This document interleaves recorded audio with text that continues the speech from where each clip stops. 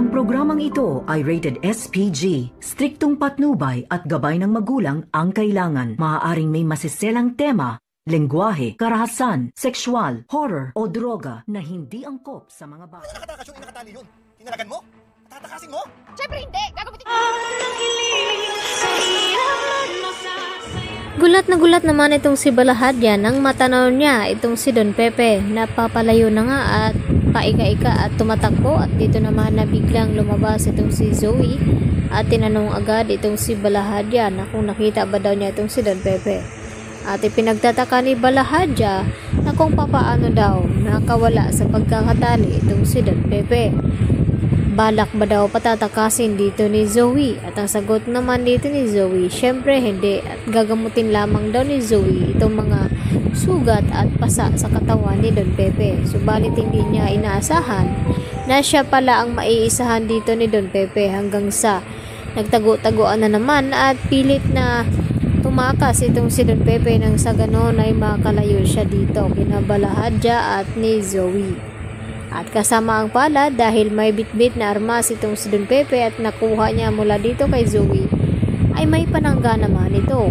At papalapit nga itong si Zoe at sinasabi na lolo ay dito naman na kinalabit ni Don Pepe ang gatilyo ng kanyang armas at natamaan dito kay Zoe.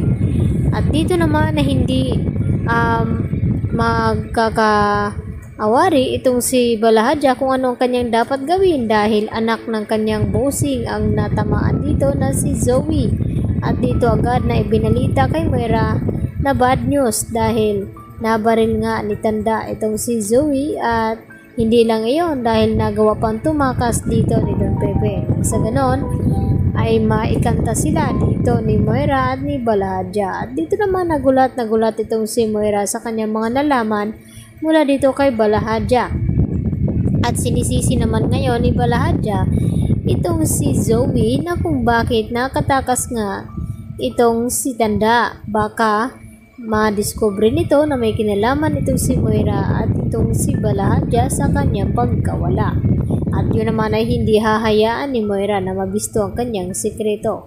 Kaya sinabi ni Moira kay Balahadya na kahit anong mangyari ay hanapin pa rin itong si Don Pepe, at kung magpupumilit na tumakas ay paslangin na nga niya ito.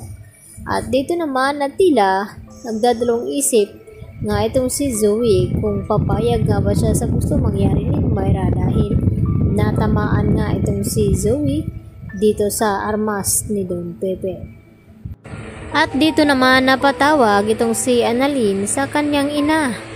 Na-kidnap or ransom nga daw ang nangyari dito kay Don Pepe, at gulat naman itong si Lynette sa kanyang nalaman, dahil parang ganun din ang gawin ng mga nandurukot dito sa kanila.